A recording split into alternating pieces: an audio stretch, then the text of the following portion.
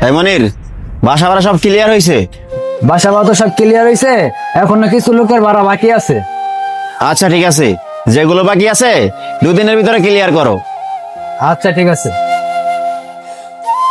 ভাই, আমি আপনার দোকানে খুঁজেছি, আপনার তো দোকানে পাই নাই, তাই আপনার বাড়ির সামনে চলে আসছি। আপনি তো আমার কাছে 2 মাসের ভাড়া পাইতেন, এই ভাড়াটা দিতে আইছি। এই যে লোন আপনার বাসা ভাড়া। এটা না হয় রাখলাম, কিন্তু তুই 15 দিনের কথা কইয়া 2 মাস পর আইলি। আচ্ছা, কি হয়েছিল? কোনো অসুবিধা হয়েছিল? আর তোর আম্মা ভালো আছে?